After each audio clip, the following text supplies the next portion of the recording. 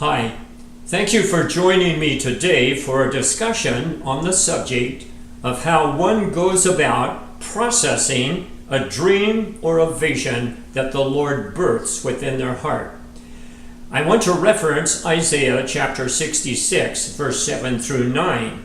Isaiah uses the analogy of birth, and he says, "Before she goes into labor, she gives birth.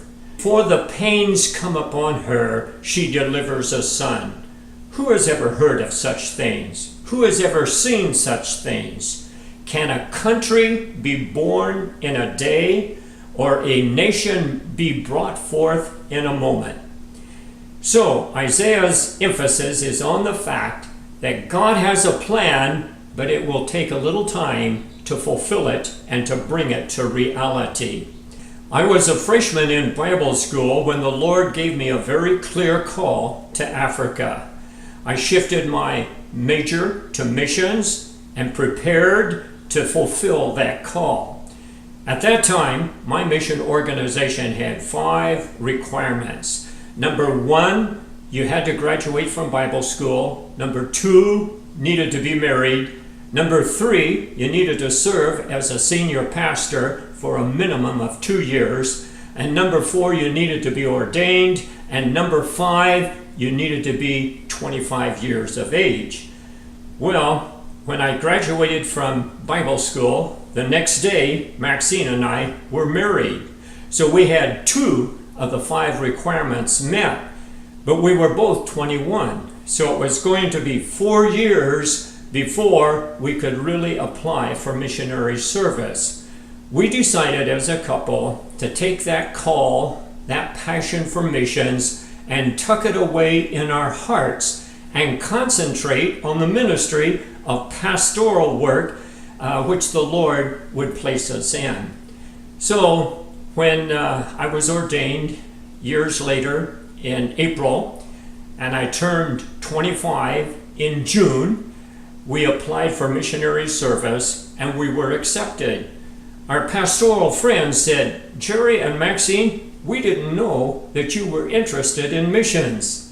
Well, the reason they didn't know was because we had tucked it in our heart and we were giving the Lord a chance to put it all together before we applied. So from the time I was called to missions to the time we applied and were accepted took 7 years. Then, during our missionary career, we served in 5 different countries, African countries. When we arrived at our first country, we had a vision and a dream as to what we would like to see happen through our ministry in that particular country. Well, we took that dream, that vision, and we tried to press it down upon the existing system, the existing structure, and the personalities that were involved. Well, it didn't work very well. What we learned was that it takes about 2 years in order to know the culture, grasp some of the language, understand the country, understand the function of the national church, and to build relationships with the national leaders as well as our missionary colleagues. And when I talk about a relationship, I'm talking about assuring them that we are on their side, not against them, but for them. And my experience in serving in 5 different countries is that it takes a minimum of 2 years to achieve that. And then what happens is you can take your vision and your burden, and rather than trying to press it down on top, you can work it up through the system and through the personalities and relationships that you have developed, and it will become a reality. We just need to give it a little bit of time. Isaiah wrapped it up really pretty good with the birth analogy when he said, "Do I close up the womb when I bring to delivery, says our God."